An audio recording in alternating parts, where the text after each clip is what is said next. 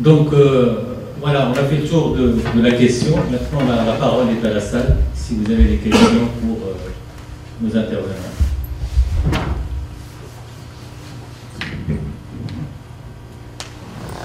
Donc, très rapidement, je veux réagir à un commentaire de M. Sravi, le président de la MISOL. Donc, quelques points à éclaircir. Donc, comme vous le savez, le ministère est là pour l'élaboration des décrets et des textes réglementaires. On fait ça en concertation avec tous les opérateurs concernés dans le secteur de l'électricité, et concrètement dans les énergies renouvelables et l'efficacité énergétique. Donc, juste pour rappeler que le ministère de l'énergie est toujours à l'écoute du secteur industriel, des associations, pour améliorer le cadre réglementaire. Dans ce cadre-là, je me rappelle qu'on a reçu de la FENELEC des commentaires concernant la loi 1309. Et on a pris ça comme base pour amender la loi 1309, c'est-à-dire on félicite les associations, les industriels à nous donner, c'est-à-dire à suivre l'évolution du cadre de législation réglementaire afin de l'améliorer. Ils ont intérêt. Même le ministère il a l'intérêt. C'est-à-dire qu'on ne peut pas réfléchir à la place des autres, mais on essaie d'améliorer suite à la demande. Ça fait plaisir d'entendre et on a été très sérieux pour cette action. On s'est même attelé les services d'un cabinet juridique qui nous a aidés à travailler sur ce projet. Est-ce qu'on vous a soumis comme proposition?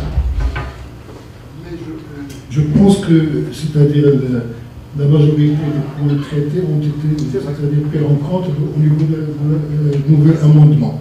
Concernant les décrets d'application moyenne tension, basse tension, comme vous le savez, c'est-à-dire la distribution, c'est une activité communale.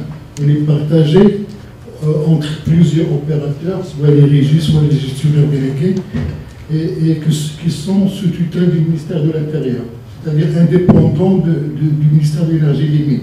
Mais pour cela, on travaille en concertation pour, c'est-à-dire régler tous les problèmes. Je signale ici que pour le décret de la moyenne tension, les discussions et les négociations ont duré 2 ans pour arriver à ce consensus-là. C'était très dur. Je me rappelle même le ramadan dernier, on est resté au bureau jusqu'à 1h du matin pour discuter, pour négocier avec les opérateurs. Juste concernant la vente de l'excédent, donc la loi 1309 elle a prévu 20%, mais qui sera défini par voie réglementaire, c'est-à-dire les modalités seront définies. C'est incessamment, c'est pas fermé. Concernant la revente origine, donc pour remédier à ce problème, on a demandé au consultant qui a fait l'étude de nous faire des scénarios de l'équilibre économique des distributeurs. Il s'est avéré que l'équilibre économique soit les grands opérateurs ou bien les moyens ou bien les petits ne sera pas tellement affecté par l'introduction au niveau de la moyenne tension. Mais quand même, on a donné une marge concernant les 7% pour les services auxiliaires, c'est-à-dire les pertes. On a donné les droits aux distributeurs de s'approvisionner en énergie renouvelable pour compenser les pertes raison. C'est déjà un gain parce que, comme vous le savez, les pertes, quand les opérateurs vont acheter les pertes, le tarif sera plus bas que le tarif de vente. Donc, grosso modo, c'est ça ce qu'il y a. Merci. Pour le dernier point des communes, j'en témoigne, effectivement, j'assiste à certaines réunions, et je peux témoigner de la réticence du ministère de l'Intérieur, pour des raisons aussi qui sont légitimes, paix sociale, enfin un certain nombre de choses, d'autres logiques, mais bon, il faut se battre dans la vie. Et de toute façon, sans décret d'application, vous n'aurez pas de visibilité, vous, en tant qu'opérateur sur le terrain. Et à ce moment-là, il n'y a pas d'investissement, parce que les gens, Et également, en concernant la basse tension, nous sommes en train de lancer une étude sur la basse tension et on vous invite à nous joindre pour améliorer Vous voyez, le courant passe très bien à pouvoir public et secteur privé. Ben, je suis là. C'est très bien. Question. Ouais. Oui, merci les intervenants pour la clarté, bien sûr, pour les exposés qui étaient riches. C'est ce qu'Alémon vient de donner quelques éclaircissements, des points qui sont intéressants. Nous, en tant que, je me présente en travaillant dans la sécurité, la COSUMAR, bien sûr, a fait un effort considérable en matière d'énergie, c'est-à-dire à tous les aspects, c'est-à-dire maintenant s'inscrit pleinement dans l'efficacité énergétique, on travaille sur les énergies renouvelables, mais ce sera les petites questions, comme bien sûr l'énergie reste la préoccupation bien sûr de toutes les industries, et bien sûr au niveau de l'industrie, ce que ça représente, je crois, sur le deuxième poste. Et actuellement, on est en train de se convertir, c'est-à-dire de substituer, par exemple, l'énergie fossile avec d'autres énergies plus compétitives. Je ne sais pas si vous avez une idée sur les biomasses utilisées en matière, c'est-à-dire pour produire les énergies, sachant que actuellement notre région, ou bien le Maroc, il est riche en biomasse pour substituer l'énergie fossile qui reste bien sûr, malgré la chute du pétrole, mais ça reste quand même un prix, ça reste cher par rapport, bien sûr, à la biomasse. Je ne sais pas si ce sera allé, puisque le financement il est là. Je ne sais pas si vous avez une idée ou bien une expérience vécue pour la substitution intégrale de l'énergie fossile. On doit bien sûr l'oublier, se convertir pleinement en biomasse, qui bien sûr reste plus compétitif, sans bien sûr entrer dans les détails. Aziz peut-être il a déjà une idée sur ce qu'on a fait en termes de conversion. Et pour la biomasse, je crois qu'il y a des choses à creuser au niveau Maroc pour bien sûr s'orienter et s'inscrire pleinement dans l'efficacité énergétique. Et merci. Il y a 3 représentants de la COSUMAR, sans compter le président. Il y a M. Mem Hati qui est de la raffinerie. Il y a M. Majen qui est responsable, qui est de sécurité, c'est-à-dire de la suite à COSUMAR. Et moi-même, je fais partie bien sûr de la suite à COSUMAR. Je m'arrête là. Je peux voir que. Merci, Cesse. D'accord, on répond et on attend de collecter. Là, on a réponse c'est Bon, merci beaucoup pour cette question, parce que effectivement, on a parlé du solaire, de l'éolien, voire de l'hydraulique, et on a omis de parler de la biomasse. Bon, je ne peux pas prétendre de parler de biomasse en tant qu'expert, d'autant plus que notre association ne s'occupe pas de la biomasse. Nous sommes solaires et éoliens, mais n'empêche quand même, nous fréquentons pas mal d'experts, et puis ça fait partie un petit peu de ce qu'on, enfin, de nos centres d'intérêt. Je vais donner peut-être un bout de réponse, peut-être que mon collègue du ministère de l'Énergie pourrait compléter. C'est vrai qu'à travers l'ADR, il y a eu un intérêt pour la biomasse, il y a pas mal d'expériences qui ont été développées, et c'est vrai que c'est une énergie, je dirais, un petit peu délaissée en termes de développement si on se compare à l'Allemagne ou d'autres pays où cette énergie, donc le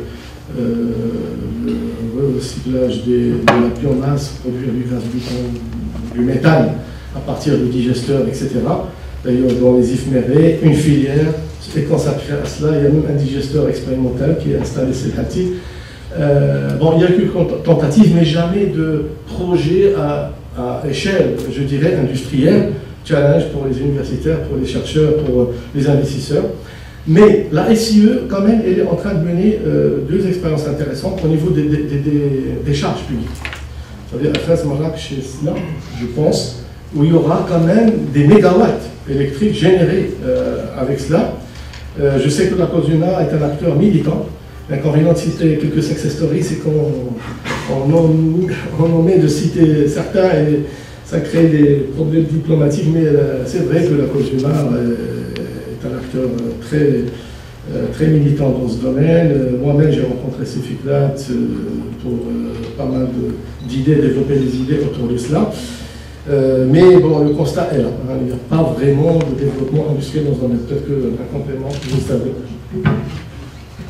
Donc, comme complément, comme j'ai dit tout à l'heure, le ministère il est toujours à l'écoute. Donc, on vous invite à se rapprocher des services du ministère. Juste pour vous signaler qu'au niveau de notre direction des énergies renouvelables et de l'efficacité énergétique, on organise presque tous les jours au moins 2 réunions avec des investisseurs étrangers pour discuter un petit peu les projets à développer au niveau national, mais malheureusement, on ne reçoit pas les gens nationaux. C'est ça le problème. Donc, on aimerait bien, c'est-à-dire mettre en place une concertation entre les pouvoirs publics et les industriels afin c'est-à-dire de mettre le doigt sur les vrais problèmes et de trouver les solutions. Et en même temps, c'est-à-dire proposer les solutions adéquates pour développer cette filière-là qui est très importante au Maroc, on le sait déjà, mais il faut, comme j'ai dit, une concertation avec tous les acteurs pour cerner tous les points, c'est-à-dire... merci. Alors, une dernière intervention. Oui, bonjour, donc Mel Hadji, donc je suis dans le raffinage du sucre et j'aimerais rebondir sur ce qu'a dit M. Hassani et faire un petit complément.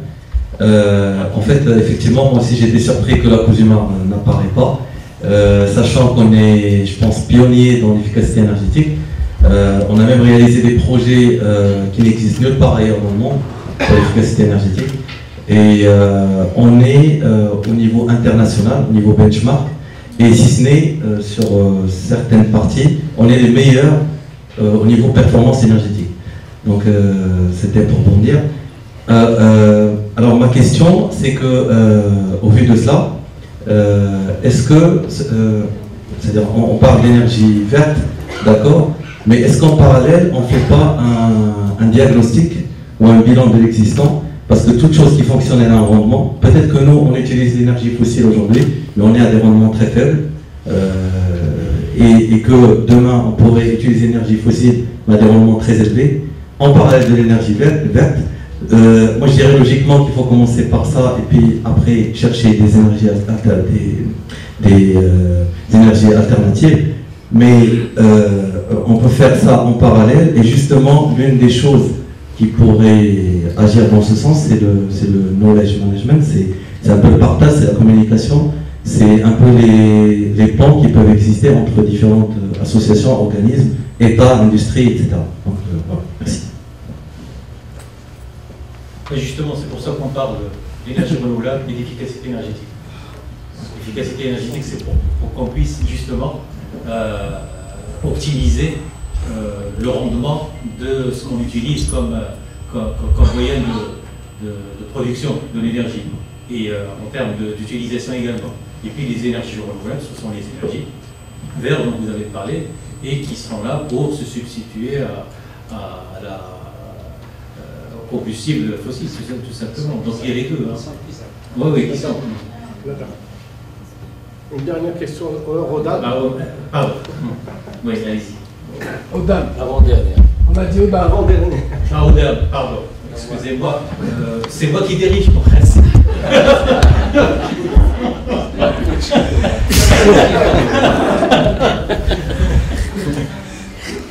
Bonjour. Donc, puisqu'on parle lors de cette première table ronde des politiques concernant les énergies renouvelables, et qu'on a un peu parlé des différents acteurs dans ces secteurs, moi, dans le cadre des nouvelles prérogatives de Mazen, donc je souhaiterais savoir quel est son rôle dans le futur et quelle sera la nature de son interaction avec l'ONE concernant les projets des énergies renouvelables. Je ne sais pas si le ministère a une réponse à cette question ou il y a quelqu'un qui peut m'éclairer un peu sur ça. Alors, ma question est courte. C'est par rapport à la question d'impact. Parce que j'ai vu tout à l'heure dans une présentation qu'on parle d'impact. Pour moi, c'est pas l'impact, c'est un effet d'un produit. Quand on parle d'impact, c'est l'impact, disons, après une certaine durée, sur le comportement social, sur l'amélioration, sur un certain nombre de choses. Alors ma question, c'est simple, c'est en lien avec la question du développement durable, quel est l'impact de ces énergies renouvelables, de ces mises en place de grands espaces pour l'énergie nucléaire sur la question de l'environnement et sur la question de la diversité biologique. Une petite discussion avec des collègues, on parlait par exemple des impacts négatifs, c'est la question des oiseaux migrateurs pour les questions éoliennes. Donc est-ce qu'il y a eu des études d'impact sur l'environnement et sur la diversité de tous ces... Quel est, de votre point de vue, est-ce qu'il y a un impact et lequel? Merci. Quelles sont les mesures d'atténuation de ces impacts qui peuvent être négatifs? Merci. Il n'est pas sur l'éolien, c'est par rapport à l'impact du solaire, justement, tout ce qui est photovoltaïque. Je ne sais pas, normalement, il y a des études qui sont faites pour voir un peu quel est l'impact sur l'environnement de différentes solutions d'énergie renouvelable. Par exemple, tout ce qui est photovoltaïque, il y a quand même tout ce qui est consommation de minerais, d'or, de composants qu'on trouve dans l'électronique. Donc voilà la question, et le recyclage des panneaux solaires par la suite. Donc voilà, je voulais savoir, est-ce qu'il y a eu des études au niveau de soit du ministère, soit des associations concernées par rapport à ce point important d'impact sur l'environnement. Merci. La qualité de vos interventions. Ma question va porter surtout sur l'intégration des énergies renouvelables dans les réseaux électriques. Puisque aujourd'hui on dispose des études par rapport à l'impact de ces intégrations sur nos réseaux électriques ce qu'ils sont. Voilà, on a des réseaux qui ont des capacités, des phénomènes de qualité de service qui vont apparaître, bien évidemment des enjeux techniques liés à ces intégrations. Est-ce que ça a été étudié? Deuxième question, est-ce qu'aujourd'hui, avec tous les amendements de la loi, un client mandat pour faire une injection dans le réseau et faire la facturation, je dirais, dans les deux sens? Ça veut dire faire un bilan avec les distributeurs d'énergie. Bonjour, Mohamed Yassafi, je suis enseignant et consultant QSE. Au fait, merci d'abord pour les informations très riches que les intervenants nous ont données. Au fait, ma question est la suivante. Il y a les énergies renouvelables, bilan énergétique, et est-ce qu'on pourrait avoir le lien entre tout cela? Alors, les énergies renouvelables, l'environnement, et peut-être pourquoi ne pas parler de la COP 22? Qu'est-ce qu'il y a eu de fait dans la COP 21 et qu'est-ce qui est peut-être prévu pour la COP 22 et faire un petit peu un assemblage ensemble de tout ça. Merci.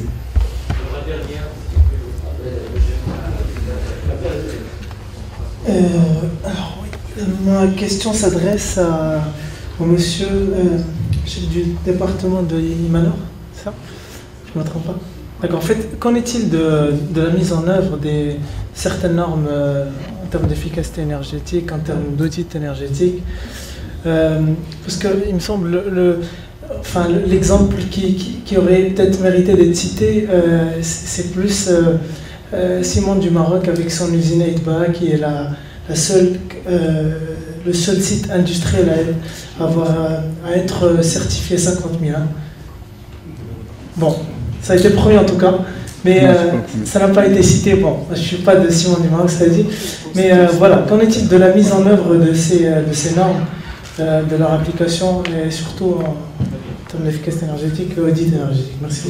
Concernant Mazen, qui est normalement la Moroccan Agency for Solar Energy, actuellement le nom qui sera adopté c'est Moroccan Agency for Sustainable Energy. C'est-à-dire qu'on ne va pas changer l'abréviation, ça va rester le même.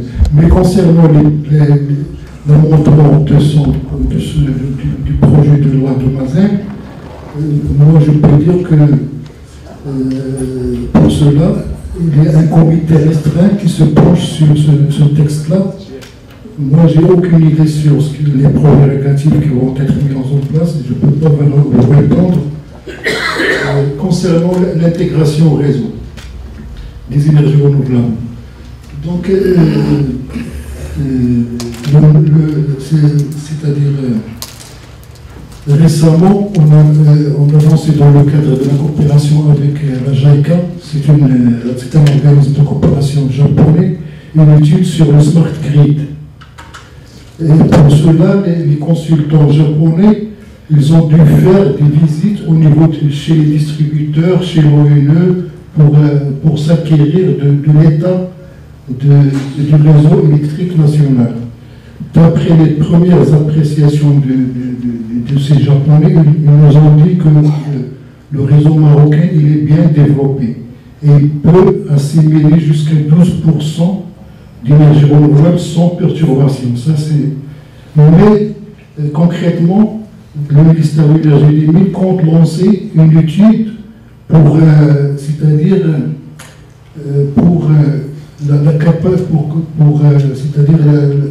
définir la capacité d'accueil des réseaux, soit au niveau de haute tension, très haute tension, moyenne tension et également la basse tension. Cette étude va être lancée incessamment pour s'assurer de l'intégration au niveau régional.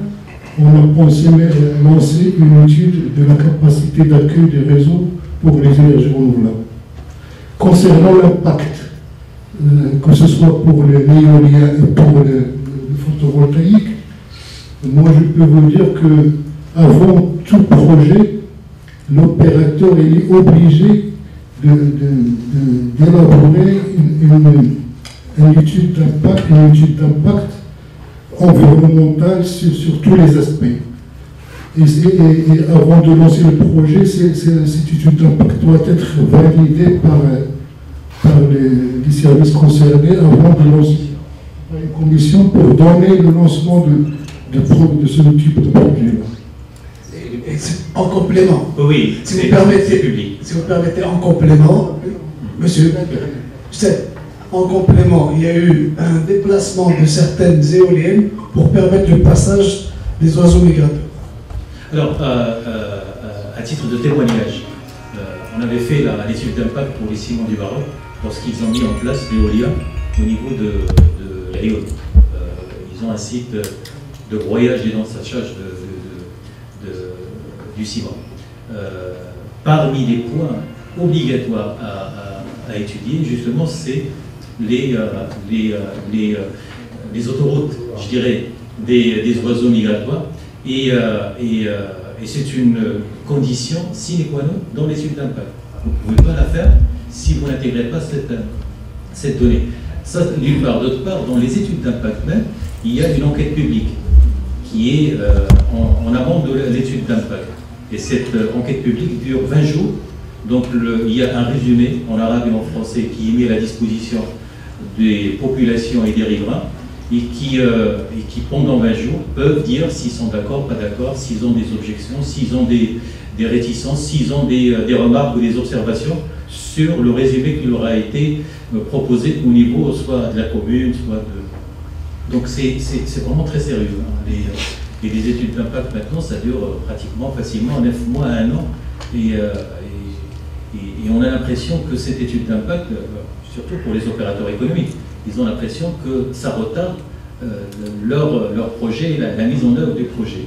Mais c'est des études qui sont vraiment très sérieuses et suivies avec un cahier de charges sur lequel s'engage le promoteur du projet et qui doit observer tout au long de la réalisation de son projet. Oui. En complément, sur cette question déjà, il y a un autre organisme qui sanctionne en fait le projet au niveau de l'environnement, c'est la banque de financement. Et vous savez que les organismes de financement sont très exigeants, même plus que les pouvoirs publics, parce qu'en général, les pouvoirs publics ont intérêt à voir le projet se réaliser, donc ils peuvent être un petit peu indulgents, mais celui qui donne l'argent, il ne donne l'argent que si vraiment on respecte des normes, notamment les normes de la Banque mondiale, etc. Donc c'est un autre garde-fou par rapport à un AGEP. Alors ça c'est par rapport au développement des projets, l'implantation des projets. Maintenant il y a la fabrication. Bien sûr pour fabriquer une éolienne, pour fabriquer un panneau solaire, il y a des impacts. Par exemple la fabrication des panneaux photovoltaïques consomme beaucoup le silicium pour fabriquer voilà. Il y a des études faites par la Banque mondiale et on choisit l'implantation de ces industries en fonction, en général d'ailleurs, si vous faites attention, les cellules photovoltaïques sont fabriquées dans des pays qui sont très riches en ressources d'eau, Norvège, Canada, etc., dans des pays nordiques. Bon, mais il y a des références. Si vous souhaitez, je peux vous donner des liens, etc., notamment dans le modèle. Il y a une question concernant M. Lambda, est-ce qu'il peut injecter aujourd'hui au réseau? Pour être très optimiste, non, on va être positif. La réponse est plus ou moins oui, sous certaines conditions. Bon, par exemple, s'il veut injecter quelques kilowatts, aujourd'hui, théoriquement, enfin aujourd'hui, c'est pas encore réglementaire dans la mesure où on n'a pas encore les décrets. Donc, bref, l'objectif, l'ambition, c'est que ça sera oui. Aujourd'hui, non. N'importe qui ne peut pas faire n'importe quoi. Bon, il y a des contraintes. Puis après, il y a la question sur les liens avec les COP22, rapidement. Bon, c'est l'objet, c'est comme l'expérience de la cause humaine, ça mérite peut-être un exposé pour nous faire savoir ce qu'a fait. Voilà. Alors, pour revenir oui, rapidement, 2 mots, et pour ne pas laisser. Pour la COP22, vous savez qu'il y a eu des objectifs. Il y a des objectifs qui ont été assignés, limiter l'augmentation de la température à moins de 2 degrés, mais surtout il y a eu des fonds qui ont été décidés à être dédiés aux pays qui investissent dans tout ce qui limite les changements climatiques. Donc un fonds très important de 20 milliards de dollars pour les pays, pour l'Afrique, pour les investissements dans les énergies renouvelables. Et les énergies renouvelables, la production d'électricité à partir des énergies renouvelables a été décidée comme un des axes très importants qui contribuent dans cette limitation d'impact sur l'environnement. Puis après, il y a la question sur les normes. Bon, oui, merci. Donc, par rapport à l'effort et l'action réalisé par Ciments du Maroc, effectivement, donc, elle s'est engagée comme pionnière donc, dans la mise en place de ce système ISO 50001 au Maroc.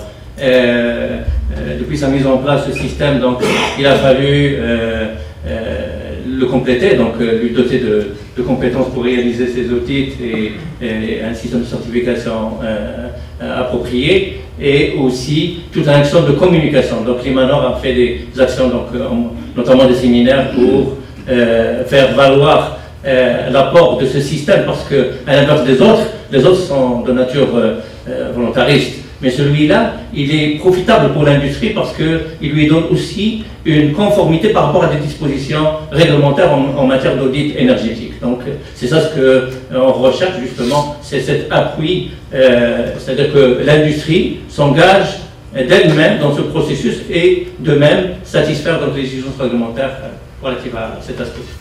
Alors, pour terminer sur ce point-là, il faut savoir que, effectivement, Ciments du Maroc est l'une des premières entreprises à avoir été certifiées 50001. Il faut savoir qu'actuellement, il y a une dizaine d'entreprises qui sont certifiées 50001. Et dans le pipe, effet, je dirais, COP22, il y a une vingtaine d'entreprises qui seront certifiées d'ici le mois de novembre.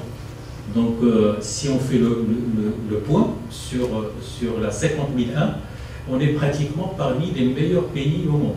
Si il y a l'Allemagne qui est très loin en avance, mais on est au même niveau que le Japon ou d'autres pays en termes de certification 50001.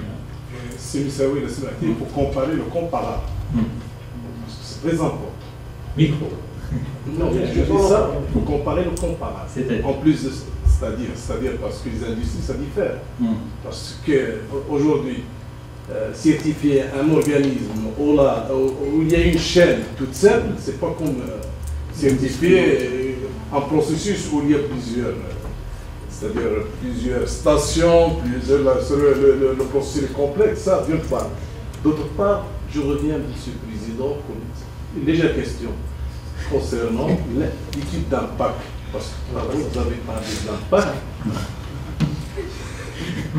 Mais on a fini les questions. Attendez la deuxième panel. Il y a un deuxième panel. Non. Comment ça? On continuera après. S'il vous plaît, on arrête parce qu'on ne pourra pas continuer à définir. On va boire un café ou un thé et je répondrai.